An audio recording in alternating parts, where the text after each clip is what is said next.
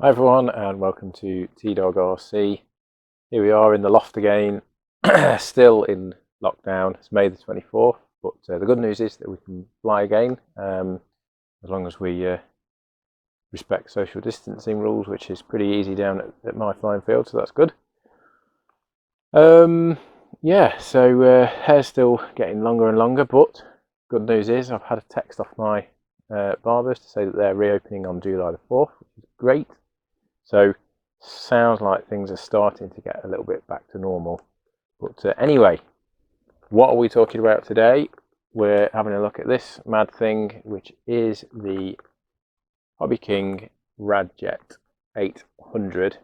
And I've gone and been very stupid and stuck an EDF unit on. So let's take a look.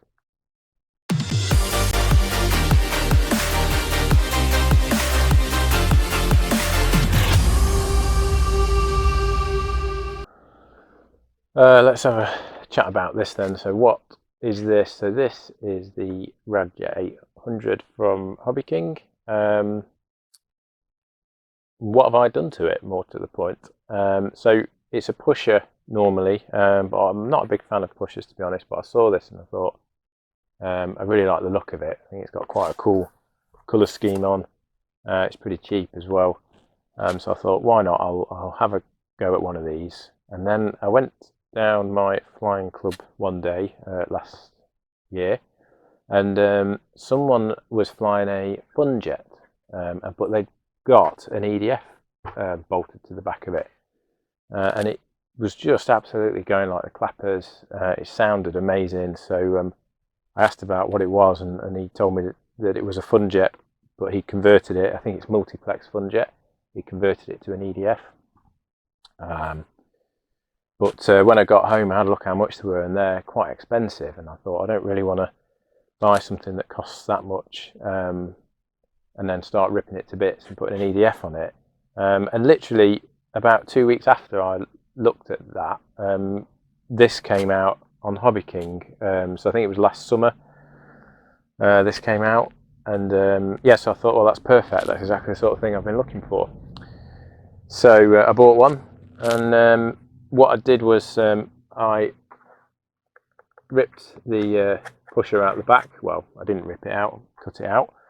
And then I've got a spare 5-blade 3S EDF that you can see there, which was actually out of this here, which I think you can see on the camera. So this is the MiG-15 free-wing. That's now got a 12-blade 64mm.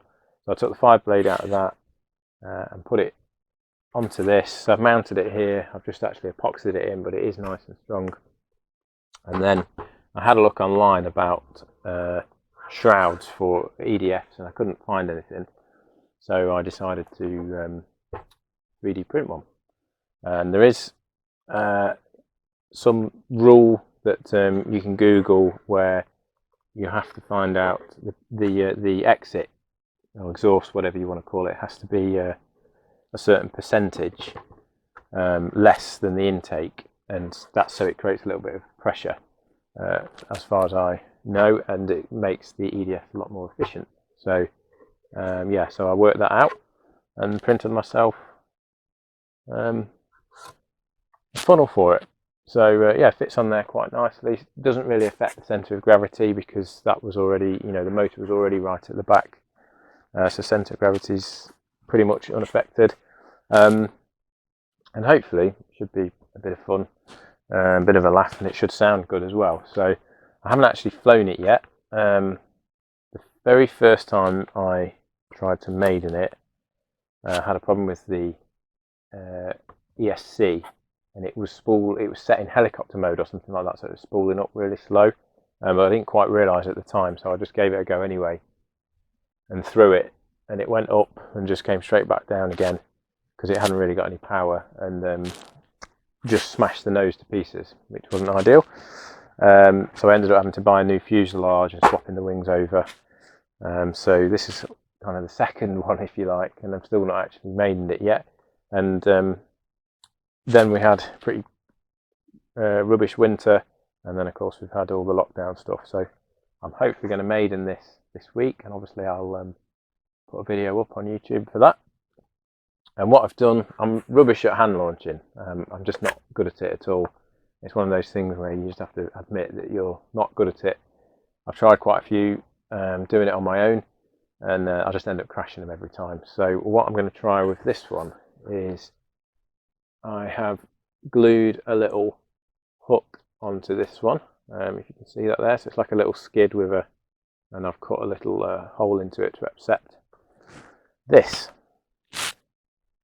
which is my little bungee. I'm going to take with me to the field, stick that in the ground, hook it up to here, and I'm going to launch it using that. And I'm hoping that should be a much easier way to launch it on my own, because the thing with my flying field is I often fly in the week because I've got a bit more time in the week than at the weekends, and there's usually not many people there. Well, there's usually no one there, so which is good because you get the airspace, but it's not great if you want to try and hand launch a model. Okay, so what have I done?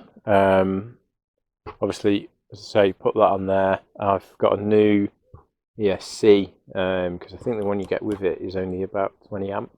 It's quite a small one because obviously it's only got a little motor on. I think I've upgraded that to 40 amp ESC, and that's buried in the back there.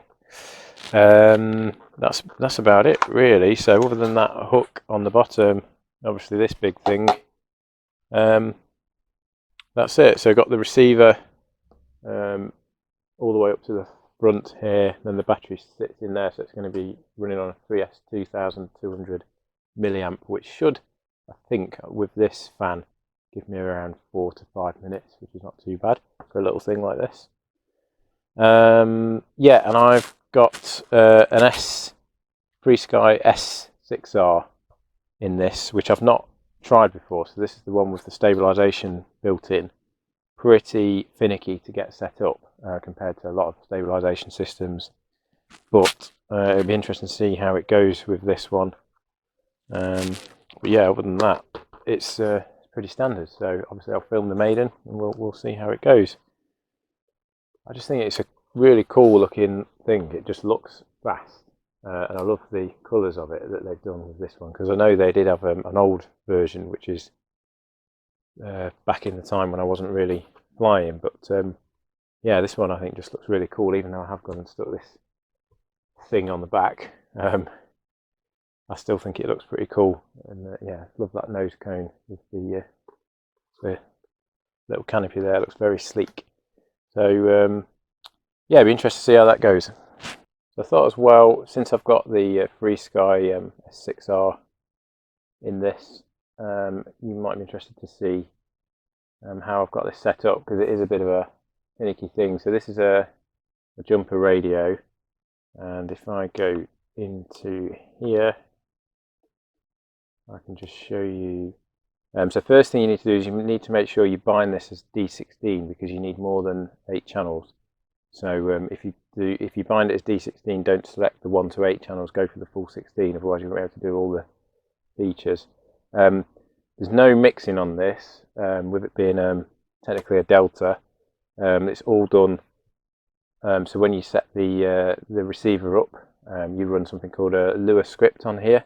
It's like a little program which goes through the setup of the radio, setup of the receiver, and it's on that you tell it what sort of wing type you've got. So that does all the mixing of the elevons for me. So I haven't done anything in this, but the channel mappings, we go to mixers. So I've got standard, aileron, elevator and throttle, and then I've got channel 9, you can see there. Well, maybe you can't see it. So I've got channel 9 there is set to this pot here.